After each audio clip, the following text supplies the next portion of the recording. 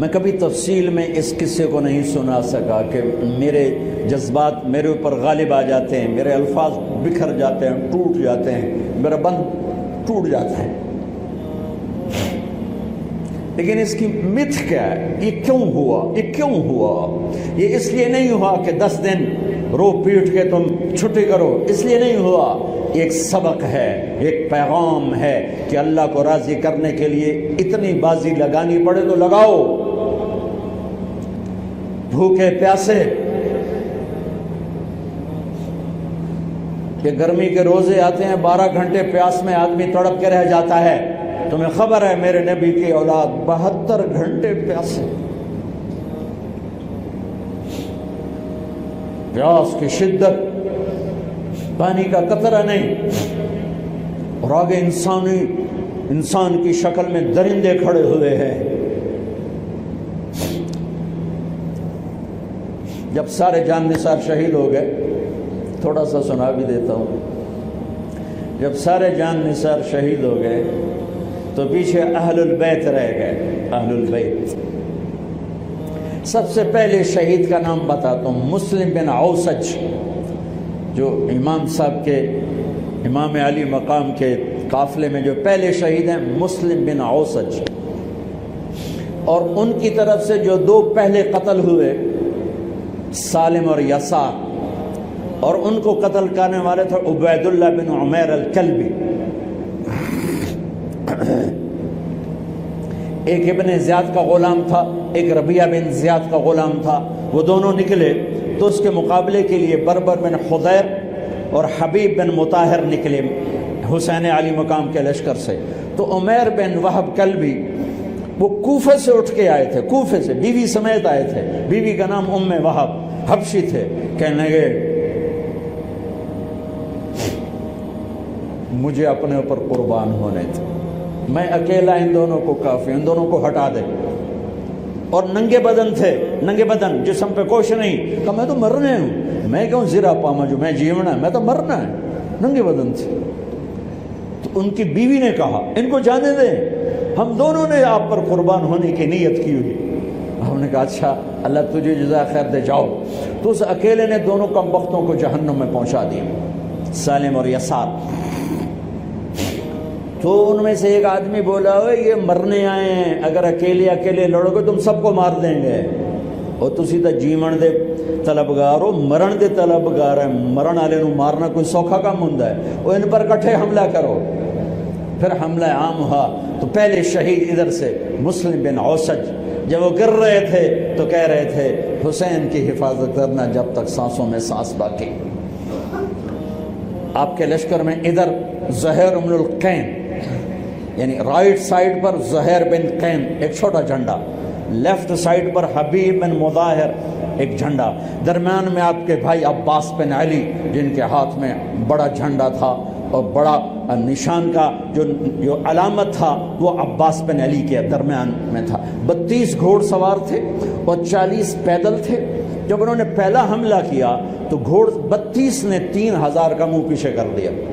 تو ابن زیاد نے کہا پہلے ان کے گھوڑوں کو مارو، ان کے گھوڑوں کو مارو۔ تو 500 تیر اندازوں نے کٹھے ان کے گھوڑوں پہ تیر چلائے تو سب کے گھوڑے گر کے ختم ہو گئے۔ پھر ساری پیدل ہو گئے، تو پھر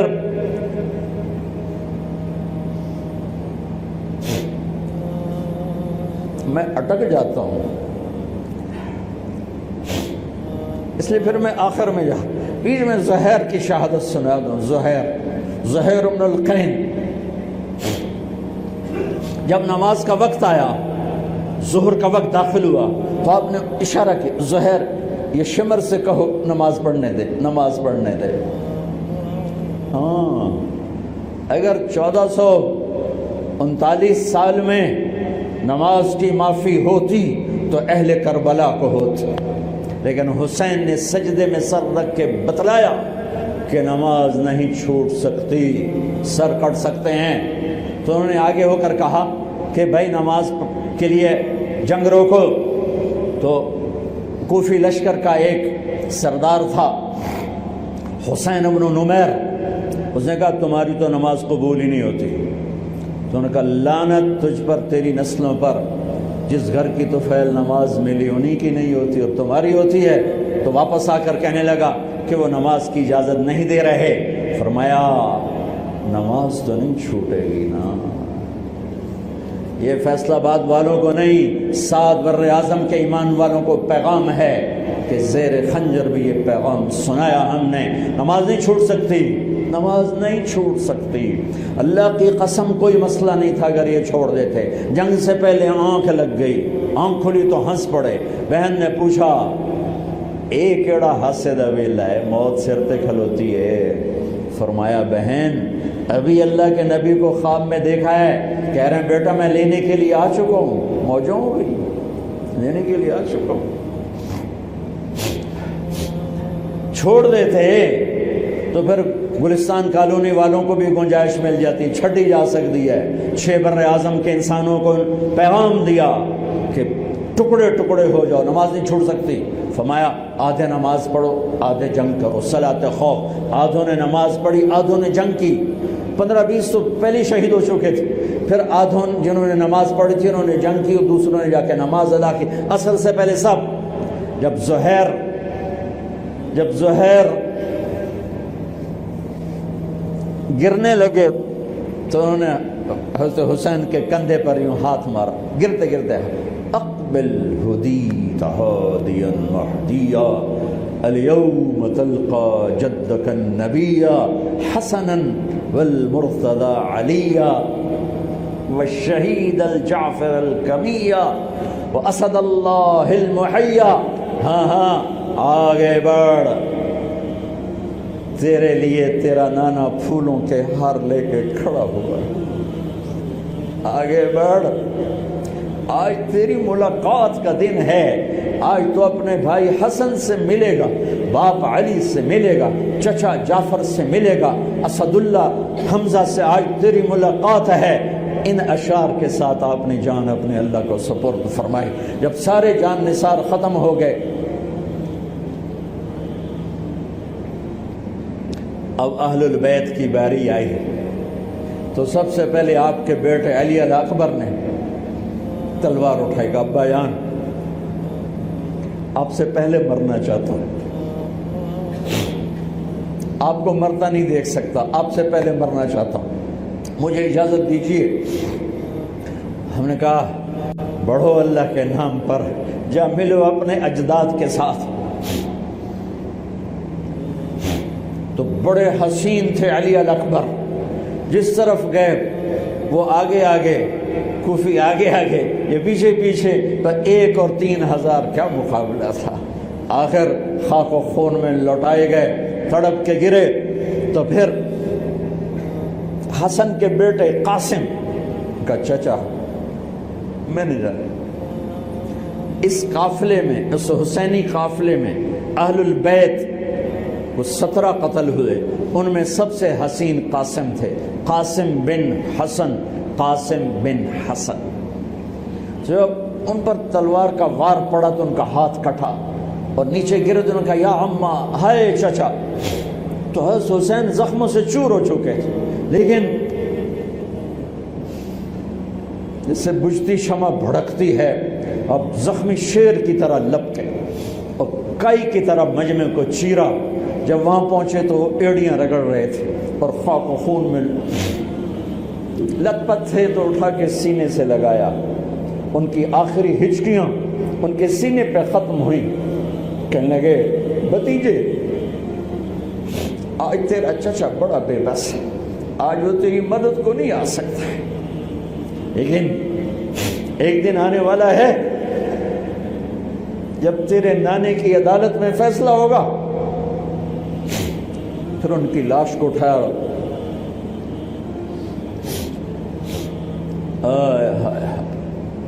عبداللہ بن حسن، ابو بکر بن حسن، قاسم بن حسن، علی بن حسین لاشیں پڑے ہوئے ہیں.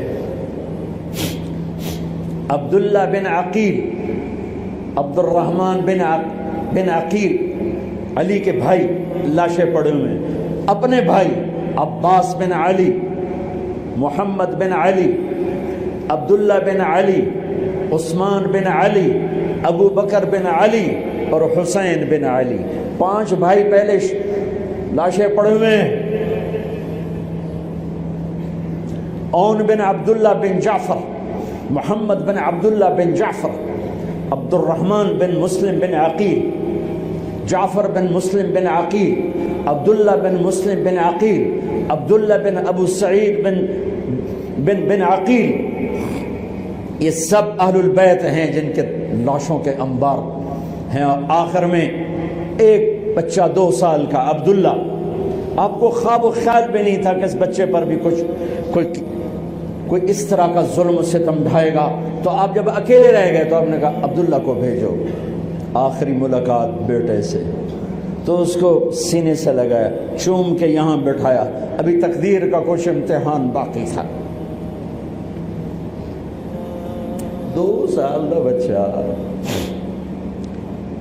شامی لشکر سے بنو اسد کا ایک بنو ابن الموقد، اس نے تیر جو چلایا، خطا بھی جا سکتا تھا، یہاں آ کے لگا اور پار ہو گیا۔ بچے کی گردن ایسے ڈھلک گئی، یہاں امام علی مقام۔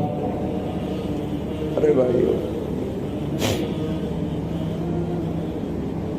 میں قطر ہاسپٹل گیا کسی کام، تو وہاں کسی کا بچہ تھا منگوڑے میں ہاسپٹل میں، ویسے تڑپ رہا تھا، پتہ نہیں اس سے کیا تھا، اور اس کی ماں ایسے اس کو کھڑی دیکھ،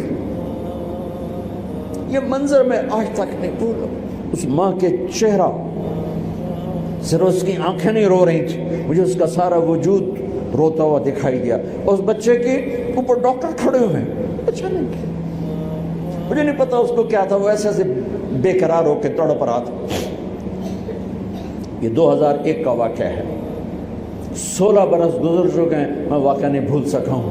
اس باپ کو سوچو جس کے سامنے 2 سال کے بچے کے گردن کے تیر پار ہو گیا ہو، اور پھر وہ خون، یہاں بچے کا خون دونوں ہاتھوں میں لیا اور یوں آسمان کی طرف بلند کر کے کہا، میرے رب، بس تو راضی ہو جا، تو راضی ہے تو کم ہی بڑھ گئے۔ یہ پیغام ہے فیصل آباد کے تاجروں کو، پورے ملک کے تاجروں کو، پوری دنیا کے اہل ایمان کو، کہ اللہ کو پانے کے لیے ہر سودا قبول ہے، قبول ہے۔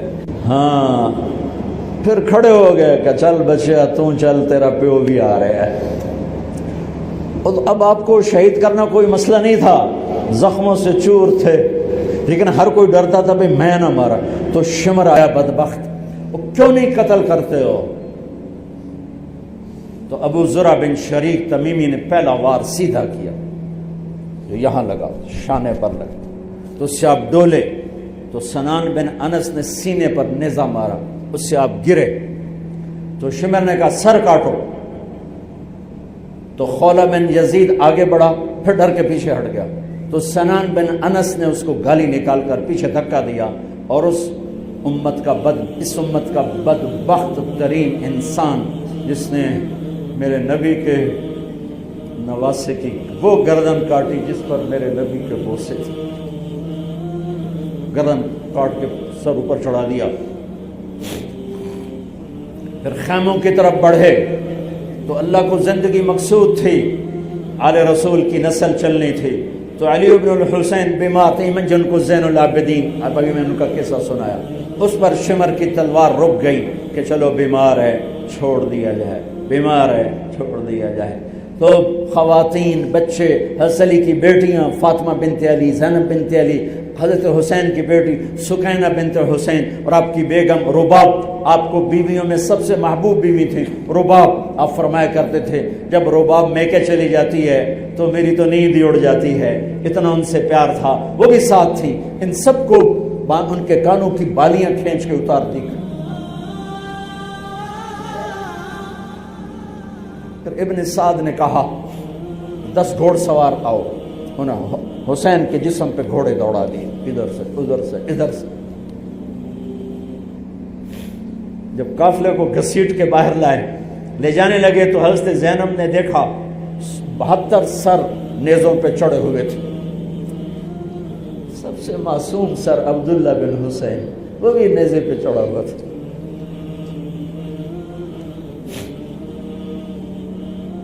ہم نے کربلا کو افسانہ بنا لیا، یہ کمائی کا ذریعہ بنا لیا۔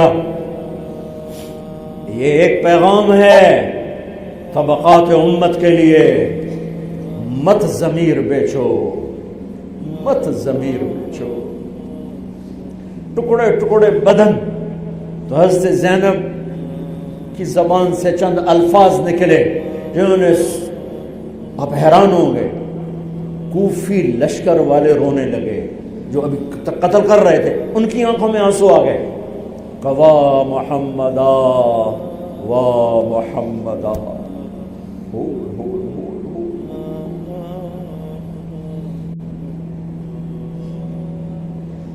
اے محمد مصطفیٰ، اے محمد مصطفیٰ، هذا حسین بالعراء مزمل الدماء مقطع الاعضاء، وا محمدا وا محمدا، اے محمد مصطفیٰ، اے محمد مصطفیٰ، بناتک السبایا ذریتک مقتلہ تصفی علیہ الریاح۔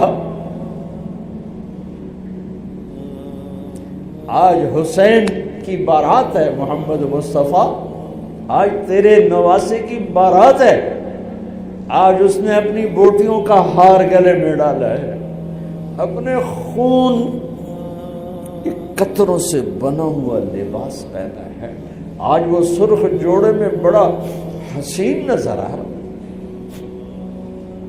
آج وہ سرخ جوڑے میں بہت پیارا لگ رہا، اس کا جسم بکھرا ہوا ہے، اس کی بوٹیاں بکھر گئیں، اس کے بدن کے ٹکڑے ٹکڑے ہو گئے، آج اس کا لاشا پڑا ہے۔ یا ہے محمد مصطفیٰ، آج آپ کی بیٹیاں قید میں ہیں، آپ کی اولاد ذبح ہو چکی ہے، ان پر کفن ڈالنے کی اجازت نہیں دی تھی ان بدبختوں نے، تو تصفی علیہ الریاح، کوفے والوں نے کفن بھی نہیں دینے دیا، تو ہم ہوا نے مٹی اڑا کر آپ کی اولاد کو مٹی کا کفن پہنا دیا ہے۔ ہاں، یہ کٹا ہوا سر پھر صرف حسین کا ابن زیاد کے سامنے پیش کیا گیا، تو اس نے منہ پہ چھڑی ماری، پھر چھڑی ماری، پھر کہنے لگا میں نے ایسا حسن نہیں دیکھا کہ مر کے بھی چہرہ مسکراتا چمکتا ہو۔ تو حضرت انس نے کھڑے ہو کر کہا، او ظالم، یہ چھڑی یہاں سے ہٹا، نہ کر، میں نے ان ہونٹوں پہ اللہ کے نبی کے ہونٹوں کو لگتے دیکھا ہوا ہے، نہ کر۔ کہنے لگا تو بوڑھا نہ ہوتا تو میں تیری گردن اڑا دیتا، تیری عقل خراب ہو گئی ہے۔ تو میں میری نہیں، تیری عقل بگڑی ہے، آنے والے دن تو دیکھے گا تیرے ساتھ کیا ہوگا۔ پھر یہی سر یزید کے سامنے رکھا گیا،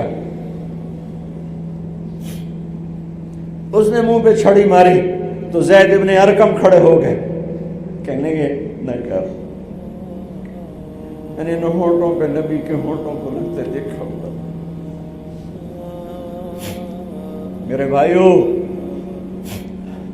نماز کا وقت قریب ہو گیا، بلکہ میں نے زیادہ وقت لے لیا ہے، میں کسی کی تفصیل تو زندگی بھر کبھی نہیں سنا سکا، اشارے کر دیتا ہوں، پڑھو اس کو، پڑھو، خود پڑھو، پیغام لو، پیغام لو۔ ہے ظلم کا ساتھ نہیں دیا، جھوٹ کا ساتھ نہیں دیا، ذبح ہو گئے نسل سمیت، بچوں سمیت۔ پوری دنیا کے تجار کو پیغام ہے، جھوٹ سے بچ، خیانت سے بچ، سارے دفتر والوں کو پیغام ہے، رشوت سے بچو، رشوت سے بچو، ظلم و ستم ڈھانے سے بچو۔ ساری دنیا کے میرے ملک کا ایک ایک طبقہ ضمیر بیچ کے سویا ہوا ہے، جہاں انصاف دینے والے بک جائیں، جہاں جج کے قلم کی قیمت لگے، جہاں جس دیش کے جج کو خریدا جا سکتا، جس کے قلم کو خریدا جا سکے، جس دیش کے وکیل کو خریدا جا سکے، جس دیش میں جھوٹے مقدموں کی بھرمار ہو، جس دیش کا ڈاکٹر مریض کو مریض نہ سمجھے گاہک سمجھے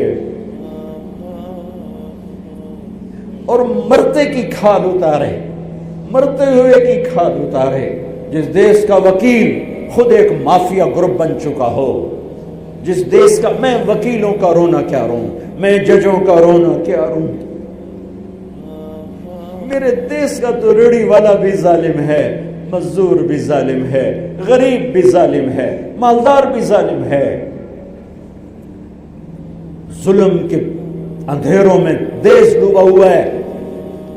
میرے بھائیو، ہمارا نیا سال شروع ہو چکا ہے، اور ہم توبہ کریں اللہ کی بارگاہ میں۔ میرے بھائیو، میں بہت دہراتا ہوں اس بات کو، جس فرد میں، جس قوم میں، جس دیش میں، جس خاندان میں، جس معاشرے میں ظلم ہوگا، جھوٹ ہوگا، دھوکہ ہوگا، وہ تباہ ہو جائیں گے، چاہے مسلمان ہیں چاہے کافر ہیں۔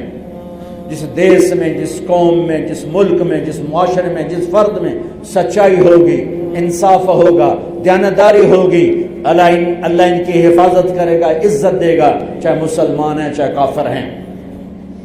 دنیا کی عزت ضرور ملے گی، کفر کے ساتھ ملے گی، کہ سچائی، دیانتداری، عدل و انصاف پر اللہ سایہ کر دیتا ہے، چاہے کفر ہے چاہے اسلام ہے، موت تک۔ کافر ہے تو موت تک، موت کے بعد ایمان کا فیصلہ ہے، لیکن اگر ایمان ہے تو یہ جہان بھی بن گیا، وہ جہان بھی بن گیا۔ یہی فیصلہ آباد کی بات ہے۔